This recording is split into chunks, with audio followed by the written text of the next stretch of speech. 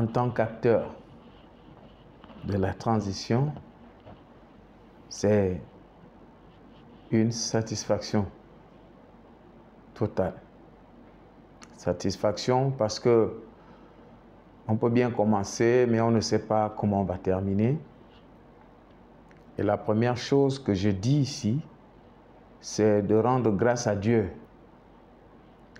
Je rends grâce à Dieu parce que c'est lui qui a étendu sa main sur le Gabon pour que nous puissions être là où nous sommes. Sans Dieu, aucune œuvre humaine ne peut faire ce qu'il sait faire. Ce n'est pas possible. C'est la main de Dieu. C'est Dieu qui a utilisé, qui a mis toute une batterie de personnes qu'il faut pour que cette transition-là aille à son terme. Il a mis le chef de la transition, c'est-à-dire le chef de l'État, le général Brice Clotaire Oligui Nguema, dès le 30 août, et Dieu a encore confirmé jusqu'à l'investiture, parce que Dieu parachève toujours ce qu'il commence. C'est à nous de rester fidèles pour comprendre que là, nous devons toujours rester sous l'onction de Dieu, sous la couverture divine, pour que le mandat aussi se déroule très bien, comme les 20 mois de transition. Ça, c'est la phase d'investiture, mais dire aussi qu'il faut d'abord, encore une fois, remercier le Seigneur, parce que c'est la première fois depuis 1990, c'est-à-dire notre entrée à l'ère démocratique. C'est la première fois qu'au Gabon, une élection se déroule comme celle de 2025, élection présidentielle. Dans toutes les autres élections, les populations ont toujours été agitées. On achète la nourriture, on fait des réserves, parce qu'après les élections, ça va chauffer. Les frontières sont fermées. Et après les élections, tohu-bohu. Ça, c'était la recette de toutes les élections présidentielles depuis 1993. En 1993, c'était ça, 98, 2005, 2009, 2016 et 2023. Bon, 2023 aussi, les gens ont fait des réserves. Mais il n'y a pas eu d'émeute après parce que tout de suite, le CTRI est intervenu pour mettre les choses en place. Alors, donc ça, c'est déjà l'élection. La deuxième chose de l'élection, c'est l'adhésion massive du peuple. On dit Vox Dei, Vox Populi, c'est-à-dire la voix du peuple et la voix de Dieu. Vous comprenez que ici, il s'agit d'un plébiscite, chose jamais vécue avant. Quand on va élire un président à 94,85%, ça c'est les scores du parti unique qui se font dans l'ère démocratique. Vous comprenez comment, et encore que c'était forcé à l'époque, mais cette fois-ci, le peuple gabonais librement est allé. Et vous voyez qu'après l'élection, le peuple gabonais est allé manifester sa joie pour se reconnaître dans l'élection. Parce que le peuple gabonais, après l'élection, allait dans la rue pour casser, pour manifester, pour désapprouver le résultat qu'il ne reconnaissait pas. Mais là, il a approuvé, il s'est reconnu dans les résultats. Et ça, c'est quelque chose de fort. Et quant à l'arrivée des personnalités de l'extérieur, des chefs d'État, mais c'est dû à cette crédibilité. Le Gabon est aujourd'hui respecté à l'extérieur. Le Gabon n'est plus le Gabon dont on se moquait il y a 3 ans, il y a 2 ans. Non, le Gabon aujourd'hui est respecté parce que on sait que le Gabon est dirigé. Et je puis vous assurer que le Seigneur est à l'œuvre. C'est pour cela que nous ne permettrons pas, lorsque vous parlez de la cérémonie d'investiture, il y a un point qui fait couler beaucoup d'encre sur le folklore qui s'est ajouté, n'est-ce pas, à la solennité de cette cérémonie. Hein?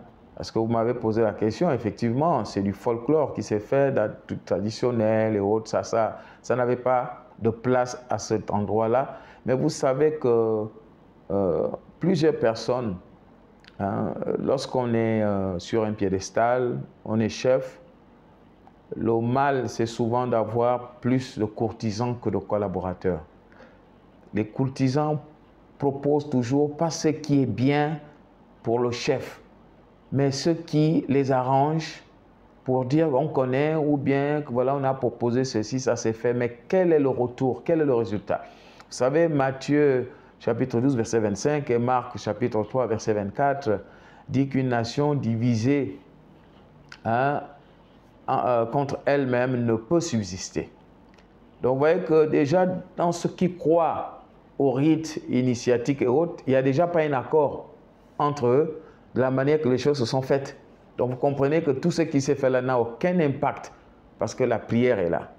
Et ces gens-là se sont imposés ou improvisés pour déteindre la cérémonie. Vous savez que lorsque le clergé s'est prononcé, d'autres croyances n'ont plus voix au chapitre. Si tant est-il que nous croyons à un Dieu, ça veut dire que lorsqu'on dit déjà Dieu, tout le monde s'aligne. On ne peut pas, le clergé qui est là présent, fait une prière, c'est-à-dire Dieu est déjà au contrôle de la situation. Et on vient encore ajouter les artifices du folklore, de syncrétisme mélangé. Vraiment, c'était un sketch. Pour dire clairement, c'était un sketch qui n'avait pas sa place là. Parce que déjà, vous savez, l'intronisation même traditionnelle se fait par des chefs. À partir du moment où il n'y a pas des chefs qui le font, il y a ambiguïté. Il y a un torse. C'est-à-dire, je prends vraiment sur le plan traditionnel. Nous sommes tous issus des familles, des coutumes, des traditions, des régions. L'intronisation se fait par un chef. Un chef. Un chef. Or là, vous avez vu le spectacle qui a été fait, ahurissant d'ailleurs. Ce n'est même pas un chef. Et ça a beaucoup, je peux le dire clairement, ça a beaucoup ficelé le clergé. Le clergé s'est senti offusqué, le clergé s'est senti même à la limite humilié par cela. Et quand le clergé se sent humilié, ce n'est pas que c'est le clergé qui est vraiment humilié personnellement, mais on a bafoué la règle divine. Parce que quand un chef prend sa chaise pour diriger, vous voyez que même la Cour constitutionnelle a suivi les textes. Vous voyez, pour faire asseoir le président, il y a n'est-ce pas, un canevas. Et là, vous voyez des gens qui s'improvisent, tu ne sais même pas ce qu'ils veulent, ils se cherchent. Mais moi, ce que j'aimerais dire, c'est que ceux qui disent, voilà, impact spirituel. Non, non, non. L'impact spirituel est simplement la colère de Dieu. Parce que c'est Dieu qui choisit. On ne peut pas dire, dès qu'on a cité Dieu, on vient encore citer les génies. Les génies, c'est quoi? C'est des esprits. Mais Dieu, c'est le Père des esprits. Dieu est au-dessus de tous les esprits. Donc, dès qu'on a dit Dieu est présent, on n'a plus à venir invoquer soi-disant des esprits, les génies du Gabon. Non, non, non. Ça, c'est du folklore. En fait, c'est du commerce. Ce sont des petits commerçants qui se cherchent. N'est-ce pas? Il fallait qu'ils trouvent leur tour de sketch, n'est-ce pas? C'est pas pour avoir peut-être une petite rémunération, il faut dire les choses clairement. Mais tout ça se fait par des gens qui tirent les ficelles dans les coulisses pour proposer ceci, pour proposer cela, parce que ça va faire un éclat. Mais ça n'a pas fait un éclat, ça a plutôt fait un pétard mouillé. Pétard mouillé, parce que, vous savez, la tradition et la religion, ce sont des choses qui obéissent à des règles. Vous voyez, même dans nos familles, il y a le respect de l'aîné, le respect du droit d'aînesse. Ça, ce sont des choses qui se font. Mais vous voyez, une cérémonie comme celle-là, les gens s'improvisent, alors que les gens pouvaient bien s'asseoir pour dire si c'est traditionnel, ben, ils choisissaient un lieu pour le faire. Mais là, c'est strictement républicain. Et si le clergé est venu à cette cérémonie, a été invité, à prier à cette cérémonie, c'est parce que dès le départ, c'est-à-dire on commence avec Dieu, on se poursuit avec Dieu. Les premières personnes qui arrivent au palais présidentiel après le coup de libération, c'est le clergé. Il fallait très bien qu'une cérémonie comme celle-là, et surtout que le président c'était un chrétien catholique, alors il fallait que le clergé également soit là. Et on n'avait pas besoin du folklore, des opportunistes. Non, non, non. Et c'est pour ça que vous voyez, il y a tout ce tohu-bohu là autour. Hein. Il faut avoir de la carrure, il faut être chef d'abord. Hein. Moi, je pense, il faut être chef. Si c'est un initié, tu es initié depuis combien de temps? Vous voyez, tu es initié depuis combien de temps? Il y a des critères aussi là-bas. Hein, ça n'improvise pas. Et puis ça se voyait trop, que c'est vraiment du sketch, c'est l'opportunisme. Ça ne fait pas bien, ça ne fait pas bonne image. Mais sur l'impact spirituel, c'est simplement que on a gâché la cérémonie de Dieu. Parce que c'est Dieu qui choisit le chef. Ce n'est pas les génies. Non, je suis désolé, c'est Dieu. Parce que tout pouvoir vient de Dieu, il ne vient pas des génies. Ah oui, oui, venez me dire ce que vous voulez, mais que quelqu'un vienne me démontrer que le pouvoir vient des génies. Tout pouvoir vient de Dieu. C'est Dieu qui a instauré, et c'est lui qui choisit les chefs. C'est Dieu. Tout pouvoir vient de Dieu. Donc on ne va pas me dire les génies, les ceci. Depuis qu'on crie à ces choses-là, le pays a avancé, non. Et vous voyez, ce qui est souvent marrant, c'est que c'est les mêmes griots, n'est-ce pas, qui faisaient au pouvoir déchu et qui avaient fait avant le pouvoir déchu. C'est les mêmes choses, le pays n'a jamais avancé. Et c'est les mêmes choses qu'on veut reprendre là, ces mêmes genres de griots qui font croire qu'il y a un pouvoir quelque part. Le pouvoir vient de Dieu. Aucun autre pouvoir. Satan même n'a pas de pouvoir. Satan, c'est un usurpateur. Et ça, effectivement, la cérémonie là, le sketch là, c'est une usurpation. Mon regard est d'abord porté sur le peuple qui attend. Et je crois que le chef de l'État est conscient de cela. C'est d'ailleurs pour cela qu'il a organisé et orchestré sous la houlette divine le coup de libération. Maintenant, quant au nouveau gouvernement, ben, nous ne pourrons pas juger un gouvernement à la nomination ou à la mise en place. On juge un gouvernement dans l'action. Parce que là, ils entrent au feu de l'action.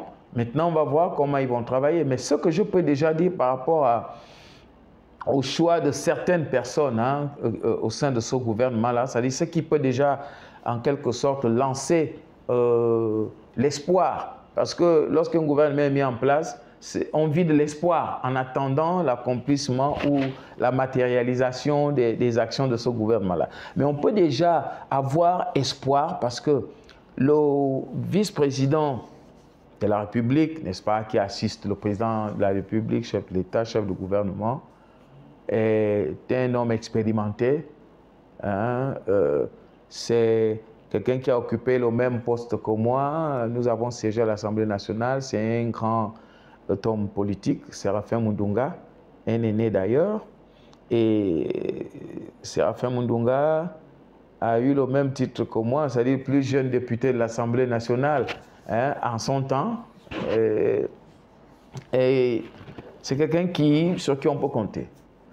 Nous avons le vice-président du gouvernement qui n'est plus à présenter, n'est-ce pas, ABC, Chambrier. On ne peut qu'espérer parce que c'est un économiste de taille, c'est quelqu'un qui a de la poigne, de l'autorité et qui est à sa place. Il peut bien faire son job. Le ministre de l'économie, des finances, chargé de la dette, je pense que là, le président a frappé fort. Vous savez, il y a souvent une ambiguïté, je ne sais pas trop. Il y a une mauvaise idée que les gens ont souvent. Quelqu'un peut dire, mais lui, il vient ministre. Est-ce qu'il avait besoin de ça? Mais justement, c'est les gens qui n'ont pas besoin de voler l'argent qui doivent être là. Regardez Donald Trump, milliardaire au départ, donc on ne me dira jamais qu'il a volé l'argent. Vous voyez. Un type comme Oyima est très bien placé pour occuper ce poste-là. Et le président a bien pensé de mettre l'économie et les finances et la dette. Pourquoi? Parce que c'est quelqu'un qui a fait ses preuves en faisant de BGFI l'une des meilleures banques d'Afrique. C'est quelqu'un qui maîtrise le domaine de la dette. Il est responsable du club de Libreville, des entreprises. Donc, il sait ce qu'il a souvent lui-même proposé au gouvernement par rapport au règlement de la dette du Gabon. Donc, lui-même maintenant vient le faire. Il sait combien l'État doit donner pour payer les entreprises, comment la dette peut être échelonnée, comment ça peut se régler pour le club de Libreville, le club de Londres, le club de Paris. En fait, il maîtrise ces choses-là. Il maîtrise ça. Il maîtrise ça. Et vous savez, lorsqu'on parle, je parle là parce que quelqu'un qui me suit en Zenzele, n'est-ce pas, pour qu'ils comprennent vite, parce que lorsqu'on dit croissance, la croissance, bon, c'est un terme économique gros, mais je veux le ramener à un français facile. La croissance provient des PME, des entreprises qui créent les richesses. Créer des richesses signifie que l'embauche fait que chaque famille ait de quoi manger à travers les salaires. Et quand les PME se développent, il y a plus d'emplois parce qu'il n'y a pas que la fonction publique qui doit prendre les gens, les emplois. Or, pour que ces emplois-là existent et subsistent, il faut que les entreprises qui ont travaillé, par exemple, pour l'État, soient payées. Si le trésor public ne paye pas l'entreprise qui a travaillé pour faire telle chose, telle chose, telle chose, mais il n'y aura pas d'argent, les gens ne seront pas payés. Vous voyez? Et la pauvreté rentre dans nos familles. Il y a licenciement économique. Alors que quand le trésor public respecte les règlements, paye les PME et autres, alors l'économie fonctionne. Vous allez voir que le taux de croissance va bondir au Gabon. Pourquoi? Parce qu'il y a quelqu'un là qui connaît bien ce dossier-là. Henri-Claude Oyima, c'est quelqu'un qui connaît bien ce dossier. Il connaît bien. Depuis la Fédération des entreprises, il n'a plus rien à prouver. Mais là, il a approuvé juste pour montrer maintenant du côté du gouvernement l'efficacité qu'il a eue en participant à l'élévation d'un empire du groupe BGFI. Et je crois qu'il pourra. Le problème de la dette, il maîtrise le dossier. L'économie, il maîtrise le dossier. Donc, franchement, on peut lui faire confiance à ce niveau-là. Il faut faire confiance aussi, naturellement, au ministre de l'Intérieur, qui a déjà démontré pendant la transition qu'il tient et que sa main ne tremble pas face à certaines choses. Il tient. Et là encore, c'est vraiment bonne personne. On a Ngonjou, Paul-Marie Ngonjou, qui est également quelqu'un d'expérience, qui revient du ministère de la Justice, et il prend la communication. Et là aussi, c'est quelqu'un qui a déjà pris, n'est-ce pas, de la mayonnaise au sein du gouvernement. Et là, je pense que ça ne posera pas de problème. Et il y a le ministre de la Défense, naturellement, qui est dans son assiette. Vous voyez, aux affaires étrangères, oui, c'est ça passe. Vous voyez, c'est vraiment des personnes. Le président s'est entouré des gens qui, vraiment, s'ils suivent, on aura satisfaction. Oui, bon, une orientation, c'est que bon, nous sommes tous des Gabonais et que, vous savez, les postes, c'est lorsqu'on devient ministre, ça veut dire qu'on s'appelle déjà un futur ancien ministre. Pendant que vous occupez le poste, vous êtes déjà futur ancien ministre et après vous devenez ancien ministre. Et avant d'être ministre, vous êtes futur ministre. Et dès que vous devenez ministre, vous êtes futur ancien ministre. Et dès que vous terminez, vous êtes ancien ministre. Donc, chacun fait sa part. Ceux qui ont participé au gouvernement de la transition et qui sont partis, ils ont fait leur part. Ce n'est pas qu'ils ont mal travaillé, qu'ils ont bien travaillé. Non, ils ont fait leur part. Chacun joue sa partition. Maintenant, il revient à d'autres de continuer l'œuvre commencée. Vous voyez, il n'y a pas eu échec, la transition n'a pas échoué. Au contraire, la transition a réussi. Regardez tout le processus. Lorsqu'on parle des brillantes femmes comme Muriel Mingpe, épouse Minta, bon, c'est des dames de poigne qui ont de la valeur, qui ont conduit la transition, qui étaient au centre même, n'est-ce pas, de cette affaire, à travers l'organisation de tout le processus. Vous voyez? Donc, elle part après avoir accompli un travail excellent et là, elle sera encore utile pour la République. Dans d'autres domaines, bien sûr. Vous savez, il ne faut pas penser que la meilleure façon de servir le Gabon, c'est le gouvernement. Non, on est utile partout où le président trouve qu'on peut servir la République. Et il revient au président de choisir tel peut servir là-bas, tel peut servir là-bas. C'est très important. Vous voyez, il y a des gens qui font parfois une fixation sur le gouvernement. Hein? Comme j'ai pu remarquer à certains endroits, oh bon, ah vraiment, les gens de notre cité ou de notre ville ou de notre région n'ont pas été nommés. Mais vous savez, il y a 1 500 000 Gabonais, pour 30 ministres même, c'est trop. Hein? On peut avoir même 15 ministres. Les États-Unis ont 350 millions d'habitants et il n'y a que 14 ministres. Bon, vous voyez, le nombre de membres du gouvernement n'est pas géographique. Hein? Et c'est la force géopolitique. Ce n'est pas géographique, mais c'est selon les ambitions et le programme que le président veut bien mettre à exécution. Maintenant, chaque citoyen peut servir là où le président pense qu'il est utile, mais pas forcément au gouvernement. Hein? Ça, c'est une notion qu'il faut balayer. Il ne faut plus qu'on revienne dans les choses d'avant.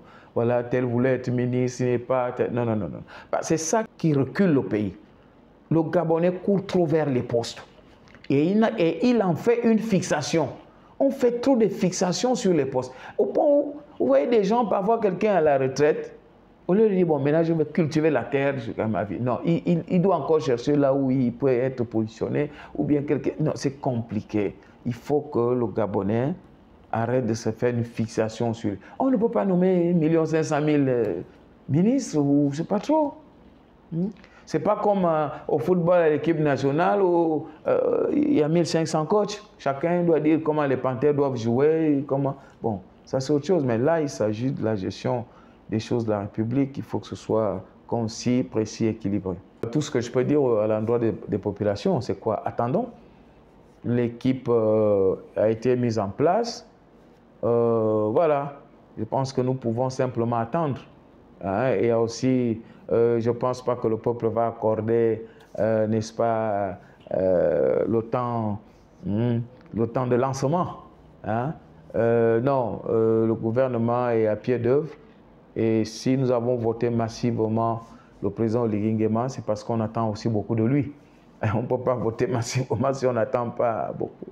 C'est parce que nos espoirs, n'est-ce pas, reposent sur lui. Mais la chose que je conseille au peuple, à tous ceux qui prient, de se mettre maintenant en prière. Parce qu'une chose est de gagner le pouvoir et l'autre est de le conserver. Une chose est de remporter une élection, soutenir un président, et une autre chose est de réaliser les projets.